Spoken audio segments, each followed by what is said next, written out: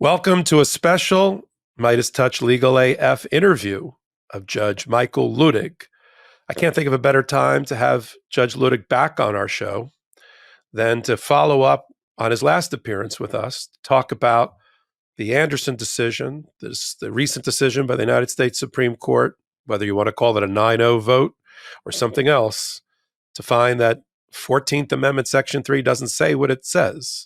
It's actually effectively, in my view, been written out of the Constitution by their ruling and by their finding that Section 5 requires that Congress create new enabling statutes, legislation, bodies, tribunals, in order to implement the words of the 14th Amendment, Section 3.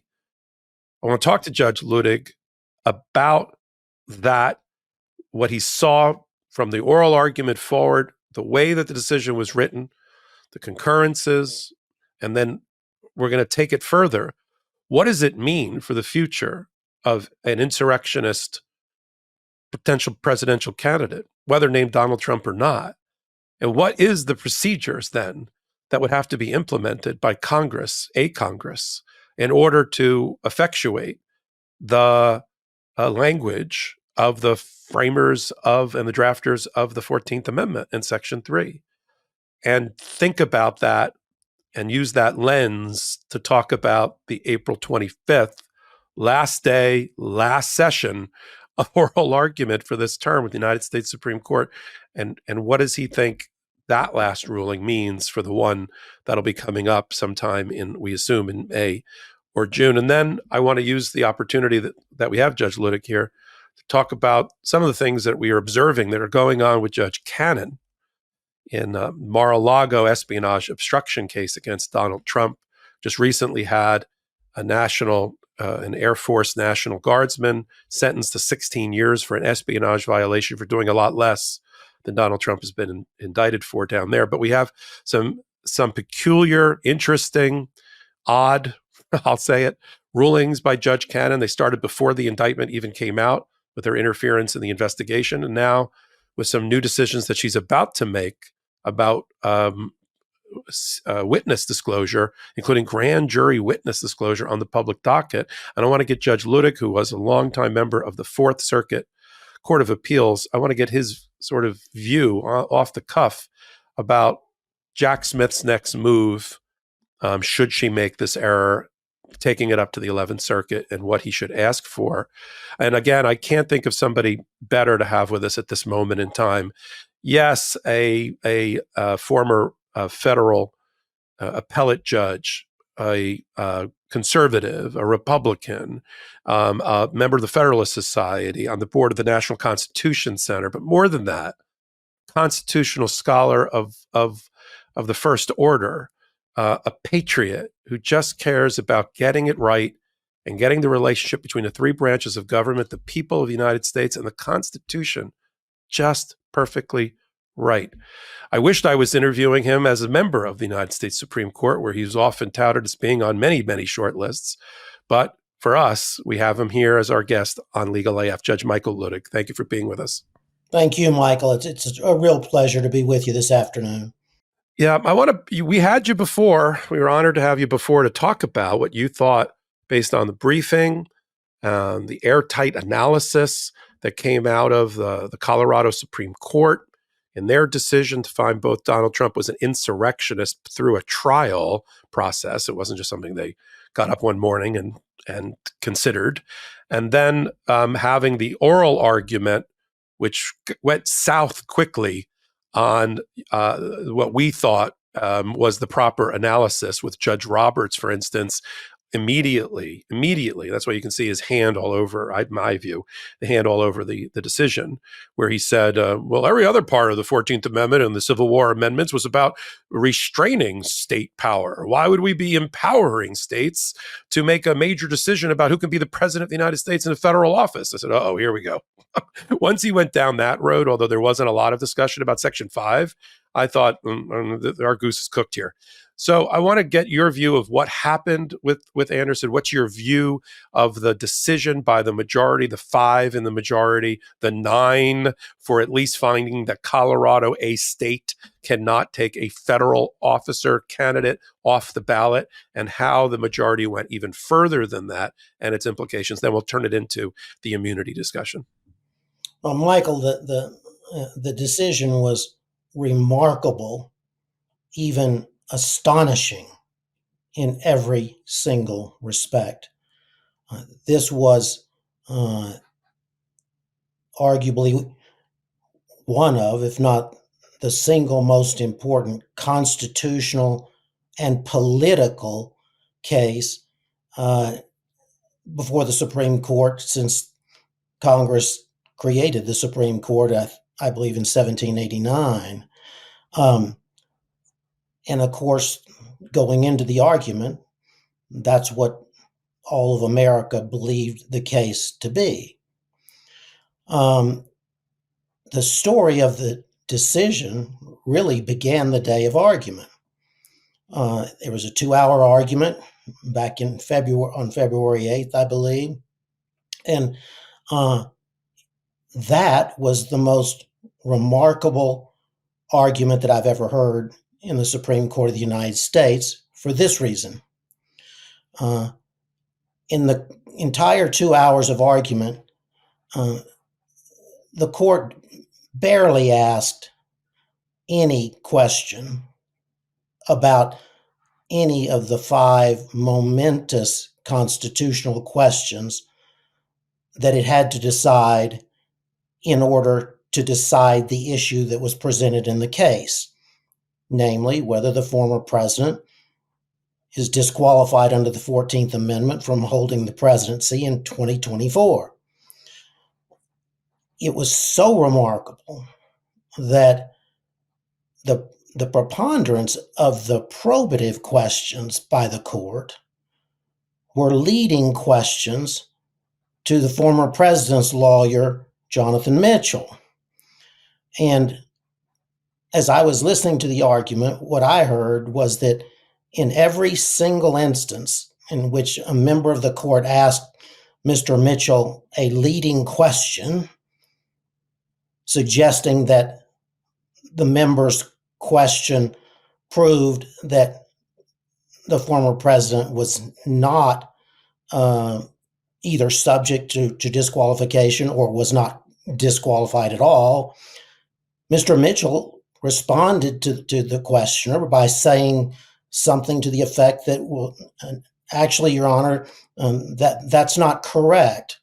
That the analysis that you just asked me about does not support my client. Or if it does, it only does so tangentially. Even up to the most striking question and exchange that I heard, where one or two of the justices asked Mr. Mitchell, "Well, I'm mystified why you're not addressing what I thought was your main argument in this court, which is that the president is not an officer of the United States for purposes of Section 3.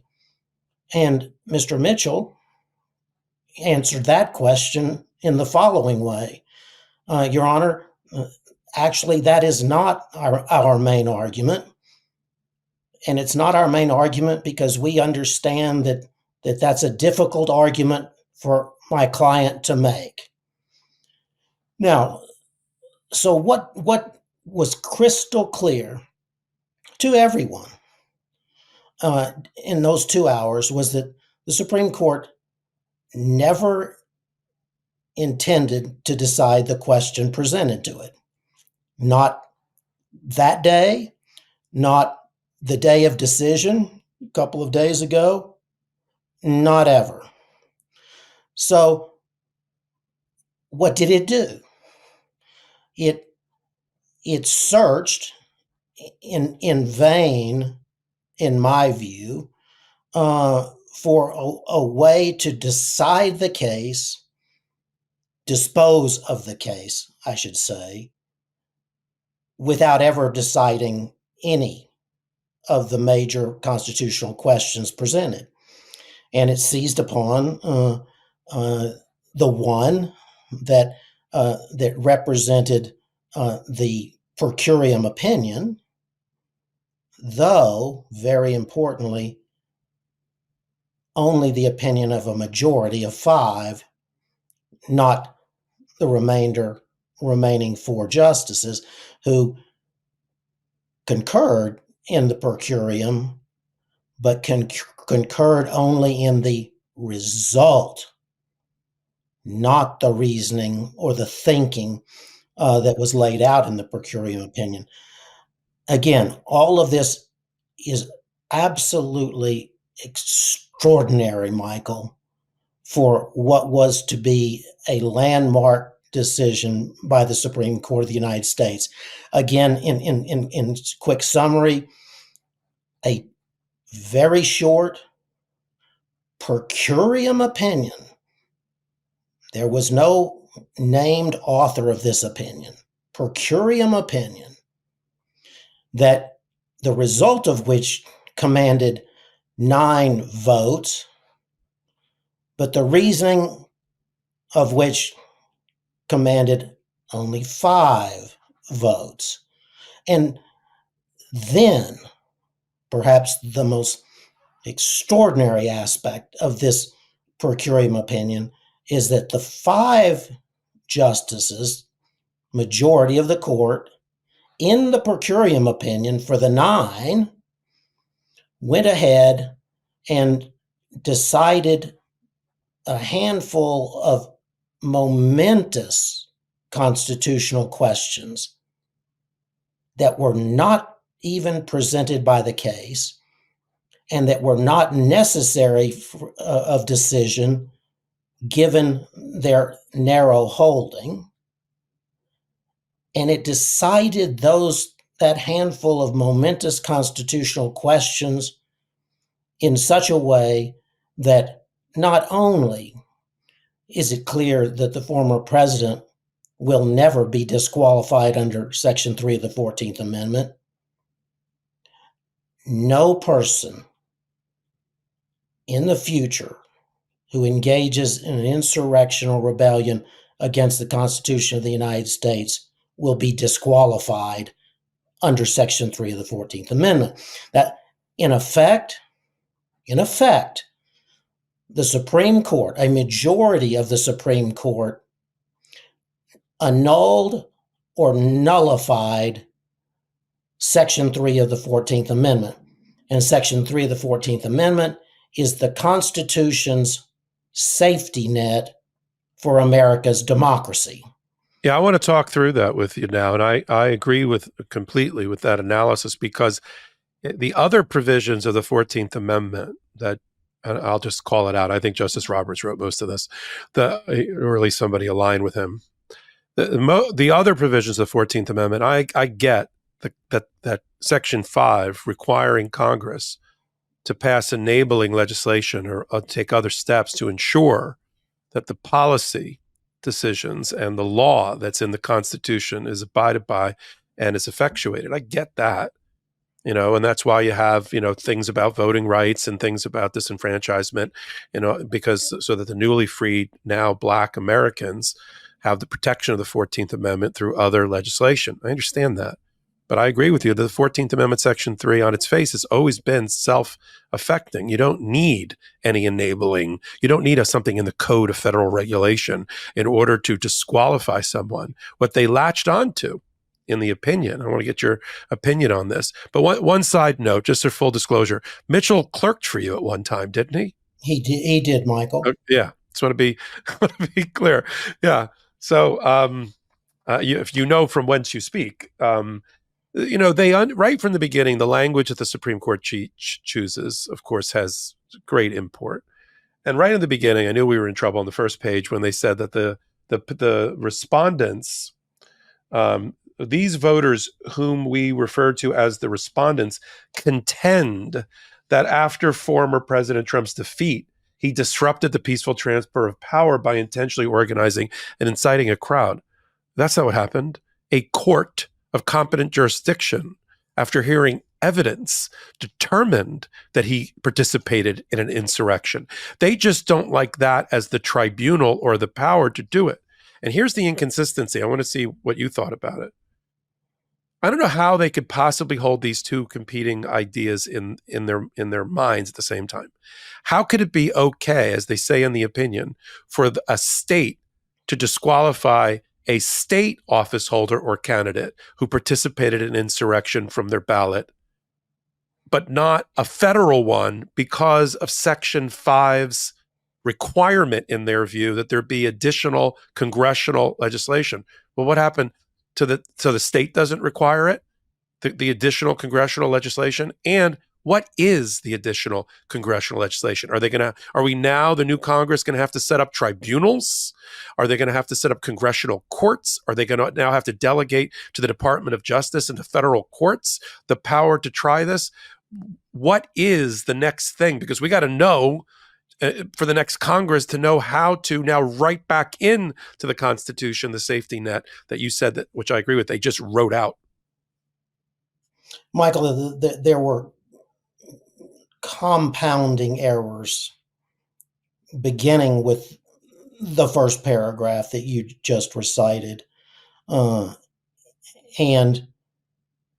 we, first off, it's just transparent to anyone that studied the Constitution that every step of the analysis, even on the result that garnered the 9, was fundamentally wrong.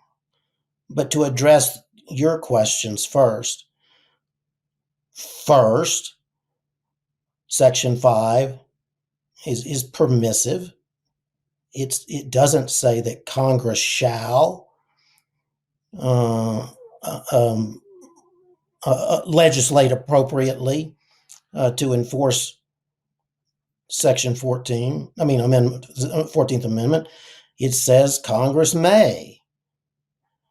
That is constitutional language that says Congress need not legislate in order for the right or the privilege, or in this case, the disqualification, to be self-executing. And we have many examples throughout the Constitution, not just the 14th Amendment itself as to Section 1, but the 15th Amendment and other places in the Constitution where that language has been read as it's written to make congressional legislation permissive but not necessary. And then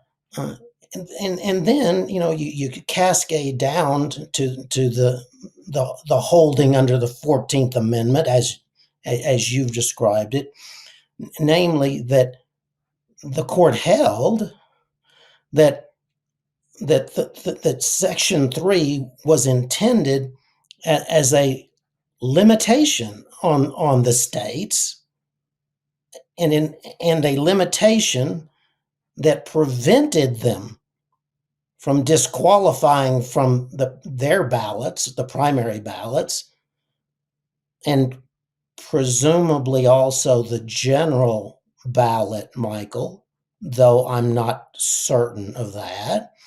And on the reasoning that, as Chief Justice Roberts said, well, obviously the 14th Amendment was ratified as a restriction on the states. My answer to the Chief Justice and to the court is, yes, indeed, it was. It restricted the states from offering for federal office insurrectionists against the Constitution of the United States.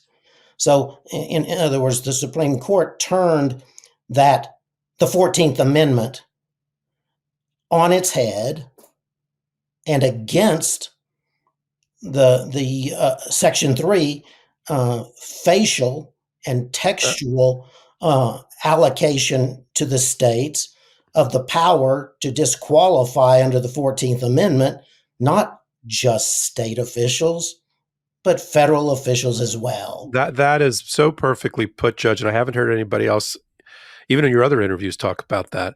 Why would we ever want to prevent an entity, state or federal, from removing insurrectionists from government? Isn't that the purpose of the 14th Amendment, Section 3, no matter who does it? Yes, of course it is. And Yeah. it's axiomatic that Yeah. the Supreme Court would always have the final, say Right. as to Judicial that. review. And Judicial then review. that gets That's into right. the other silliness in the opinion. The per curiam opinion talks about, well, if we weren't to hold as we do, then the states, it would be a checkerboard, and they'd be making various and varying decisions as to who will be disqualified and not disqualified. Well, that's just it's incorrect, Michael. Yeah, that was The whole Kagan, point, of all the whole things. point of this case was for the Supreme Court to decide the rule for the nation. And rather than do that, they deliberately chose not to decide the question, and then justified, their decision in part on the ground that, well, if they didn't do what we do, then the states would have all varying disqualifications, which of course would be chaos. I've never read an opinion from the Supreme Court like this one, Michael. Yeah, I mean, even in, just to your point, Judge, I almost called you Your Honor. I'm so used to addressing federal judges as Your Honor. On page 5 of their opinion, they say the Constitution empowers Congress to prescribe how those determinations should be made. We disagree with that, obviously. The relevant provisions in Section 5, which enables Congress, subject, of course, to judicial review. Right. That's the point. They're supposed to be the ultimate stopgap if they don't think the state tribunals, however they were going to do it, Secretary of State hearings or district court, superior court level trials, or however the new tribunals they were going to create in order to determine whether somebody was an insurrectionist. Like, they could have done that. So let me move from there. Oh, well, I do want to get your opinion. Let me just add, Michael, if I may, at that point in particular. So 4 justices on the Supreme Court of the United States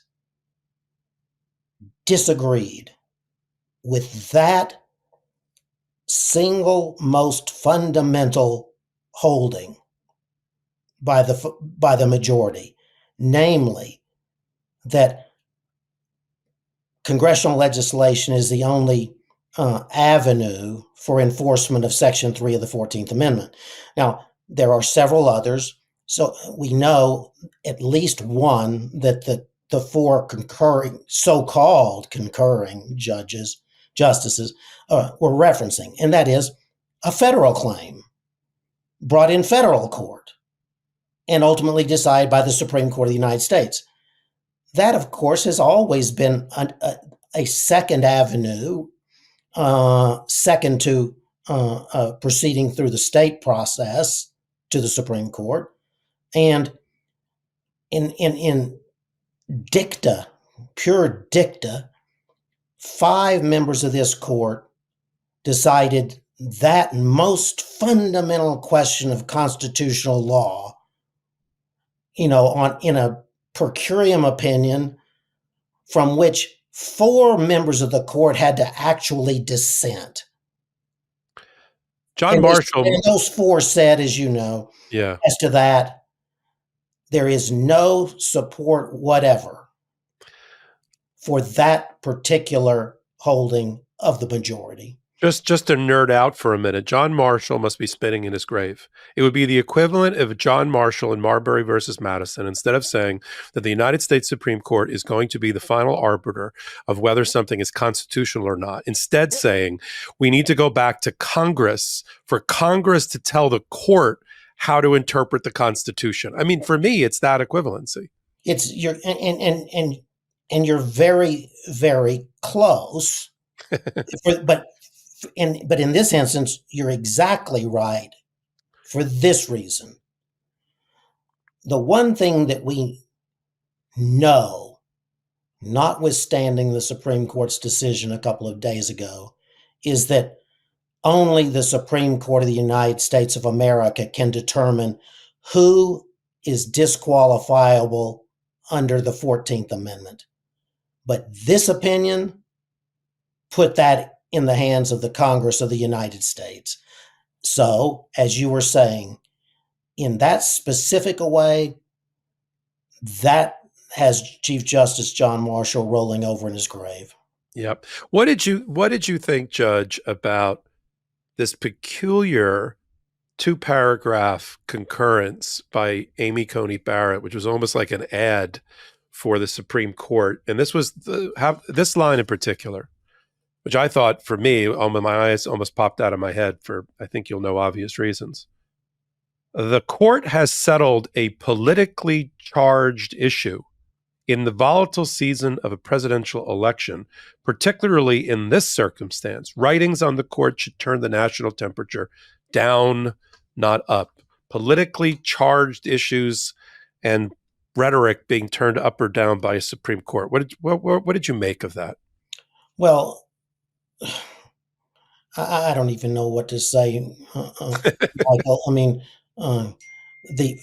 first off, it's worth noting that she's writing that, not the court. If something like that's to be said, that's for the court itself to say. But of course, the court itself couldn't say it because the court didn't have the full court on its side. So what she was doing really was trying to say something that the majority should be saying but couldn't, and at the same time criticizing her three concurring colleagues, Justices Sotomayor, Kagan, and Jackson, lecturing them on what she said was their stridency in their opinion. Michael, I said on CNN, I think, that there was not one single word of stridency in that concurrence by the three justices. Yeah. So yeah. And let off with Dobbs to remind Justice Roberts where he was. Let me transition for a minute, as I think it's going to be a good point to do it, to pivot here.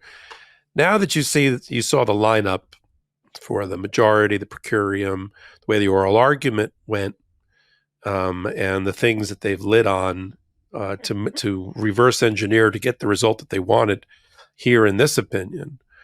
What do you think that means, if anything, for the April 25th oral argument and the ultimate decision by the United States Supreme Court on the narrow issue? I mean, I've done my own kind of hot take analysis on this. I was encouraged by the narrowness of the appeal that they're interested in. And just to frame it here for our audience, the only issue they care about on appeal, nothing to do with due process, nothing to do with whether he needed to be impeached and convicted, nothing to do with First Amendment, none of the other arguments that were raised ad nauseum at the DC Court of Appeals level. You've got this 50-page, well-reasoned, what I call airtight and waterproof decision by Judge Pan Henderson and Childs. And you've got a Supreme Court that needs to weigh in once again, hopefully for the last time in a while, into whether there's immunity for criminal conduct by a person sitting in the Oval Office.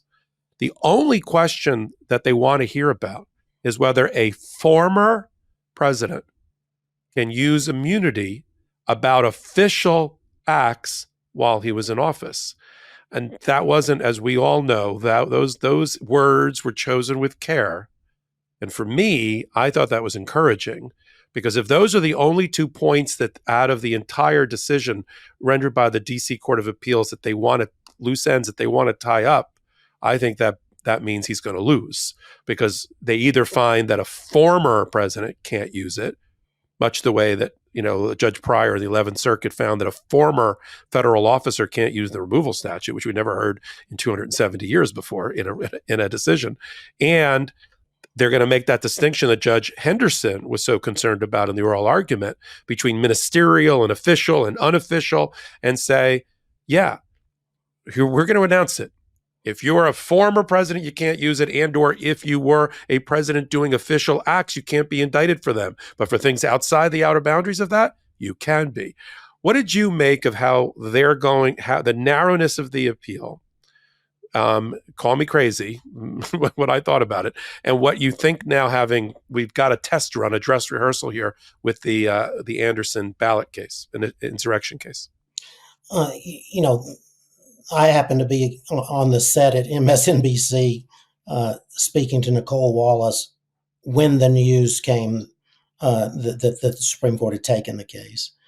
And I think I probably said to her, because I had said it before that interview, there was not a reason in this world for the Supreme Court to take this case. Then while I was on the set, someone slipped the court's order in front of me, and there began all of the to and froing by the talking heads as to the meaning of the order, including the question presented. I believe that all of that discussion was a tempest in a teapot. Okay. Now, turning to the only thing that matters in that order, namely the question presented. As your listeners know, the Supreme Court always frames the issue to be decided, and it frames it narrowly or more generally, depending upon what it wants to decide in the case. I'm not encouraged or discouraged at all by the framing of this particular question. This is the question that needs to be decided, and nothing else needs to be decided. Now that's separate and apart from my discouragement, if you will, that the court felt the need to take it. In an ordinary circumstance, meaning 99.9% of the times similar to these, the court, one, wouldn't take the case, but if it did, it would affirm. In this instance, the fact that the court took it raises concerns in my mind as to whether it will eventually affirm the DC Circuit opinion. So you're worried now, and I don't know if what happened with Anderson makes you more comfortable or less comfortable, but that having now taken it, rather than just leave well enough alone with the DC Court of Appeals ruling and just say we're not taking this appeal, that seems to be right to us. The fact that they're going to take it could indicate that we're going to get some aspect of an immunity decision that could benefit Donald Trump. That's what I'm saying. But as I say that, we've not talked about literally the most significant point about the court taking the case, namely that that it is unlikely, as a result, that the former presidents will be tried before the election. I said, I think that night on CNN, that it's highly unlikely that the court will decide this case before the final week of session in late June, early July. And if you think about it, April 25th, that's only 2 months before July. And Well, in fact, and it took them 2 months to decide the 14th Amendment case, right?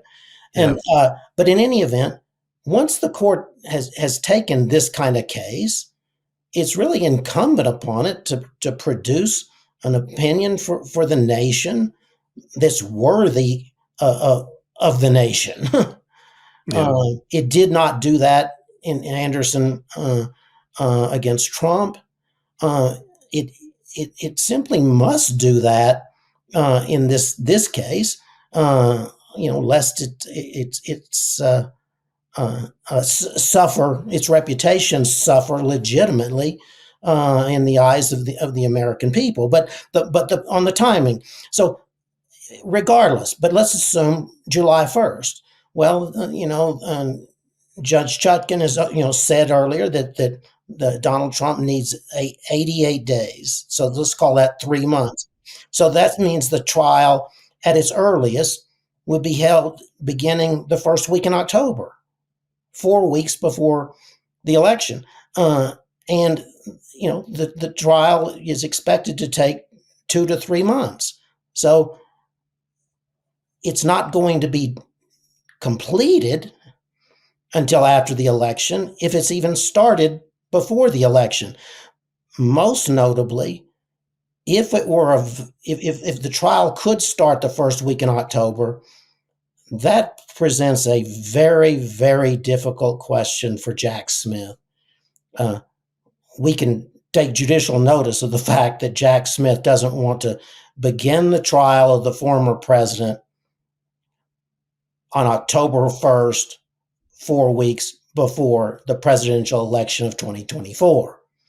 But of course, if he doesn't, and if Donald Trump is elected president a month later, then he will never be prosecuted. Yeah, and let me agree with you on all of that, especially at the rate that they generated this 10-page per curiam decision, which I hear you did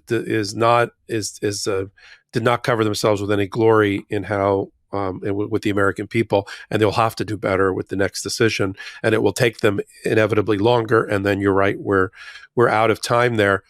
The one thing that I want our audience to know about is how much you've worked behind the scenes, not just on various news shows and law and politics shows like ours, but working tirelessly behind the scenes, preparing and participating in filing amicus briefs, friends of the court briefs that have gone to the D.C. Court of Appeals and up to the United States Supreme Court. The two most powerful amicus briefs, one was written by your group of 7 former Republican administration senior leaders, judges, lawyers, and the like, including my law partner, Nick Rostow, who joined you on that one. And then the group that was written, the amicus brief that was written by the group of the 25 most highly regarded Civil War historians, especially in the area of law and civil and the rest, and our Reconstruction period, the laws related to Reconstruction, led by the Princeton scholar whose name just escaped me. But those were the briefs that really should have been used. Now, look, there's more work for you to be done, more work for you to do, not to give you homework. We got a judge down in Florida in the Lago case, Judge Aileen Cannon, that seems to like amicus briefs.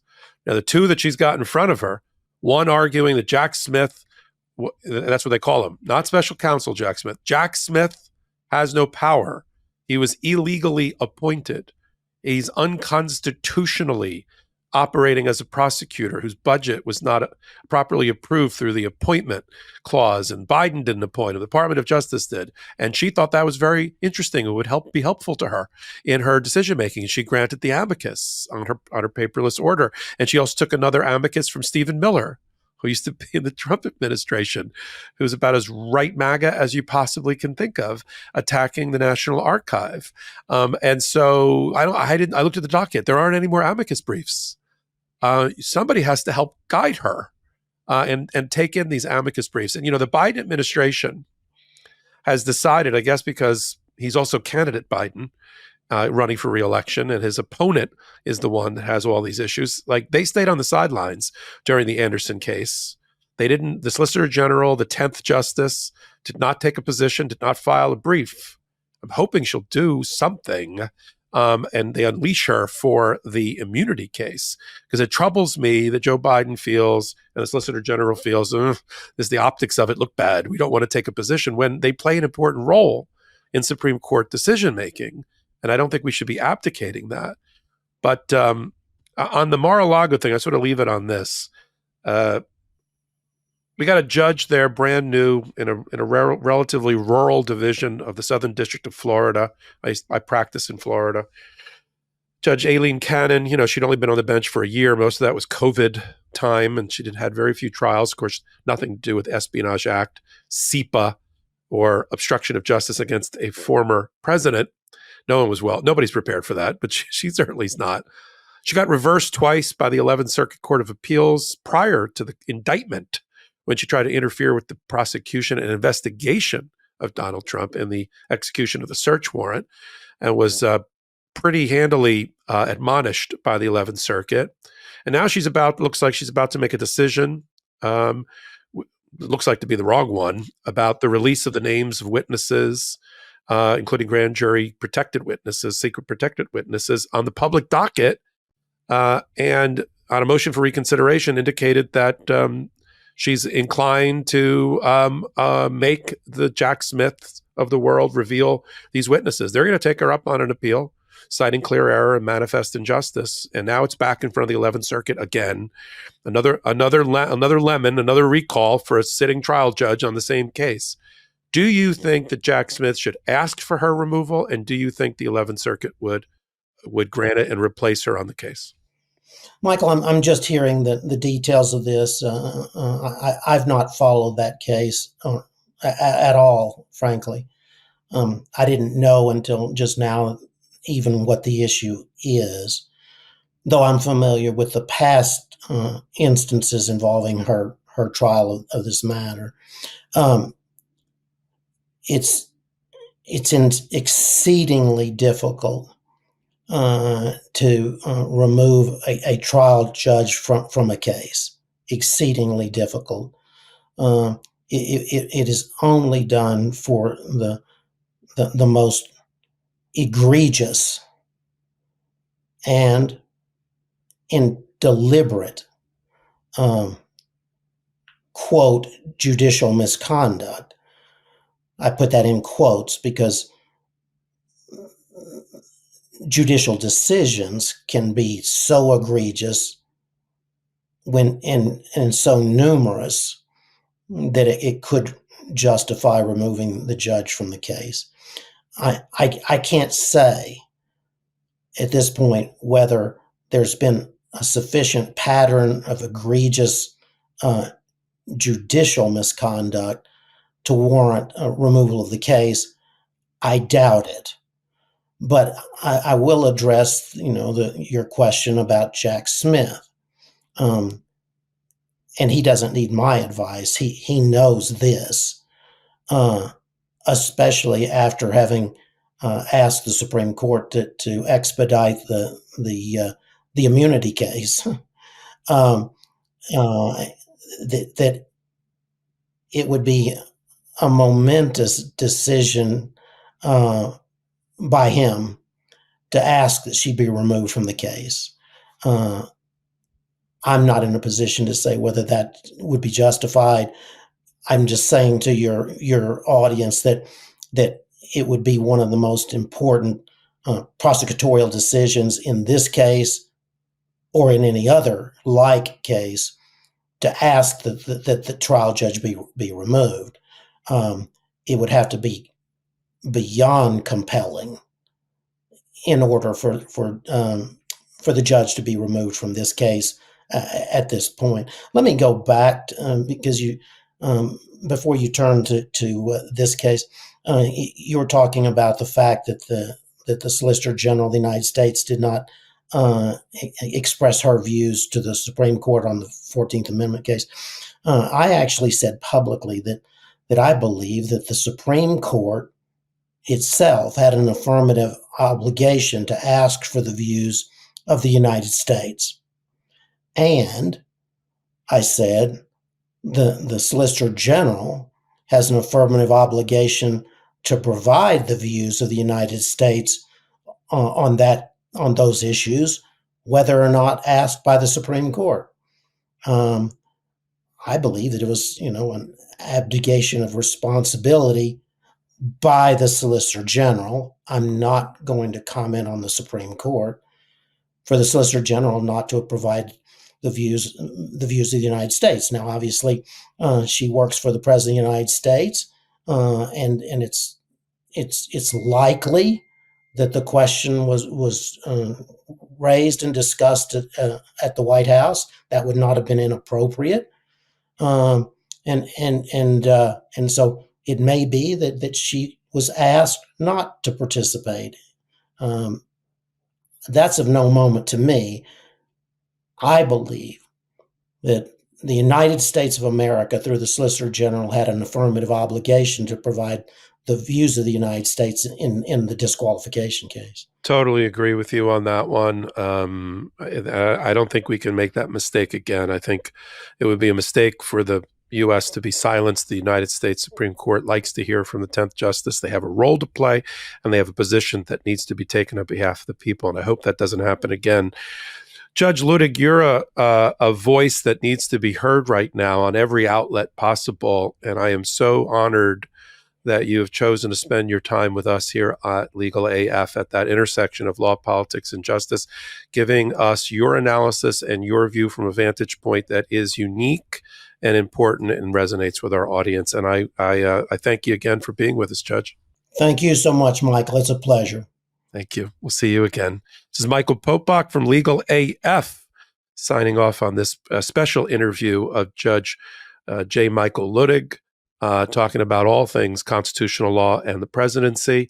And we'll continue to follow it on Legal AF, our podcast at the intersection of law, politics, and justice, every Wednesday and Saturday at 8 p.m. Eastern Time, right here on this MeidasTouch YouTube channel, and then on audio podcast platforms, wherever you pick up your podcast from. And we'll invite Judge Luttig to come back and join us again after the oral argument is heard on the 25th of April. And if anything else happens that's out of the ordinary, that his special brand of constitutional analysis would help us get through. So this is Michael Popok for Legal AF, signing off. Love this video? Make sure you stay up to date on the latest breaking news and all things Midas by signing up to the MeidasTouch newsletter at MeidasTouch.com/newsletter.